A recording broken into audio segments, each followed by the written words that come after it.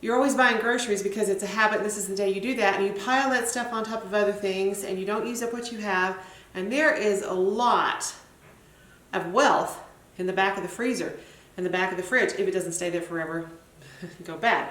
So we don't want that. So I noticed this morning that I had a bag of spinach that was about to go south, right? Can you relate? So I get this spinach out and I have 2 crusts of bread. Just crust in the bottom, you know, the heels, no one's going to eat them, they've gotten old. So I crumble up these thinking, well, I might make a quiche or something. And then I had just one what do you call this, bulb of garlic, and that was roasted. This isn't, I'm going to show you how to roast it, but it was roasted and that was all I had left. And so I thought, well, I'll take this, squeeze the roast, it's really fun. I squeezed the garlic out of the cloves and smushed it up and put all this spinach in here with the bread and the garlic and the olive oil that it was roasted in. And I thought, okay, I'll use a few eggs. So since these eggs are now like 50 cents an egg, this morning we had egg sausage toast instead of my husband's usual 3. I gave him 2. Instead of my usual 2, I had 1.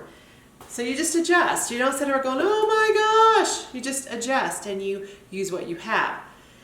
Quick aside before I go on with this. Last night, my son wanted barbecue sauce. We were out of barbecue sauce. So he looked at the recipe on the back of the Grandma's molasses and tweaked it a little bit. Didn't put vanilla in it. Put liquid smoke and added a little more spices, a little more salt, just various things, and made this barbecue sauce. And oh, it is so good.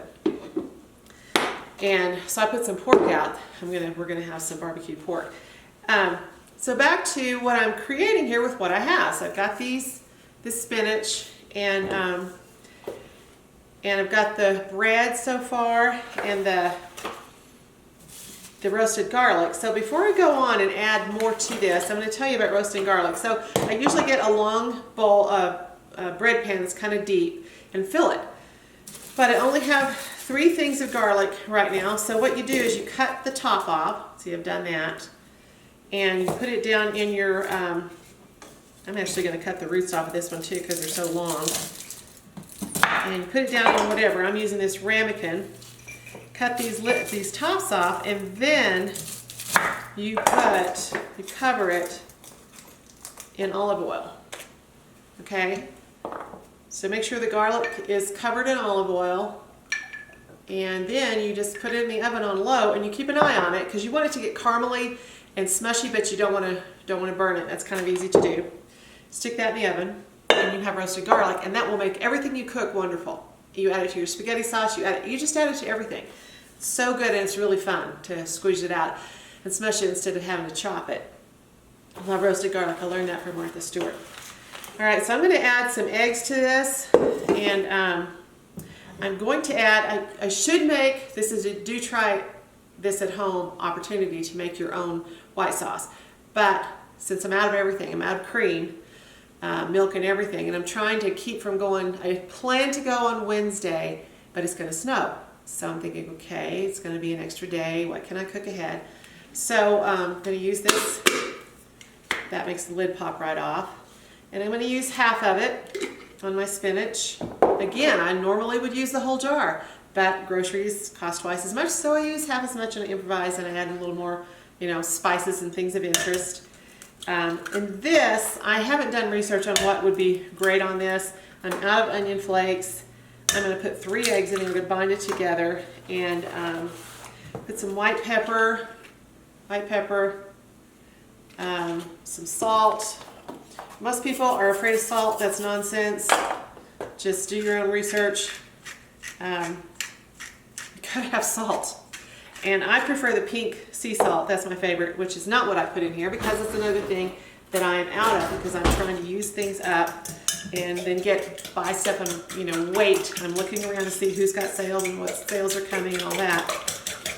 And then the other thing I'm going to add to this, which is kind of an experimental thing, I've got a half a bag of shrimp in the fridge, so I'm going to put that in there. And I don't know. I was going to chop that up. I think I won't. This is fast and easy, so you can get on with other things, kind of cooking, using up what you have. You know what? Those shrimp are huge. I am gonna chop those up. And then I've got a pan that I put some of the olive oil on the bottom of, and I'm gonna. You probably didn't see it. Not that that's that interesting, but I'm gonna smash everything down in there. And I'm not going to bake it right now. I'm going to wait because I think it'll probably be good baked and